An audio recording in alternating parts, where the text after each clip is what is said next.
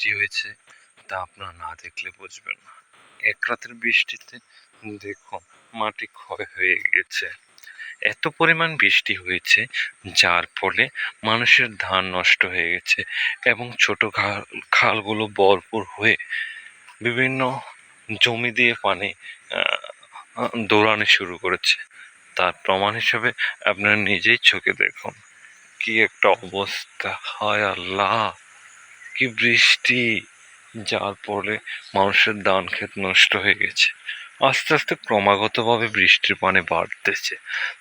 দেখুন আপনার নিজের চোখে এই যে আস্তে আস্তে বিপদ সীমা অতিক্রম করতেছে।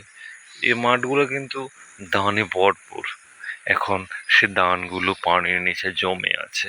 আল্লাহ মানুষকে রক্ষা করুন, আল্লাহ মানুষকে রক্ষা করুন। কি বৃষ্টি দিলেন! মানুষের কি বলে ঢেঁড়স গাছটা দেখুন একবারে পানির নিচে তলিয়ে যাচ্ছে। ওই যে দেখুন বিশাল বিশাল জমিগুলো পানির নিচে চলে যাচ্ছে। তার একটি এই যে এই কাজগুলো যদি আল্লাহ না করে বন্ধ করতো তাহলে বিচার সালিশ বসে শেষ হয়ে যেত। রাখে আল্লাহ মারে কে, মারে আল্লাহ রাখে কে।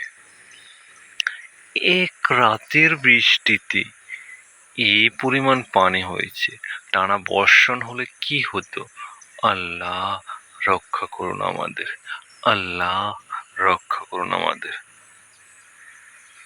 এই দেখুন ওই যে পাহাড়ের পাশ দিয়ে ঘেঁষে এই যে নদীটা ভরপুর হয়ে এই দিক দিয়ে পানি গিয়ে ওই পাশের ধানগুলো অর্ধেক তুলিয়ে নিয়েছে। আর এই জমিনের ধানগুলো তো খুঁজেই পাওয়া যাচ্ছে না। ওই যে ভাতটা আছে, ভাতটার কারণে ওই জমিনের পানিগুলো রক্ষা পাচ্ছে। আল্লাহ রক্ষা করুন আমাদের। আর বৃষ্টি আসবে না মনে হয়, আকাশটা পরিষ্কার দেখা যাচ্ছে।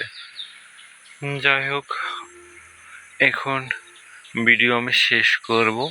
সবাই আমাদের জন্য দোয়া করবেন। আসসালামু আলাইকুম।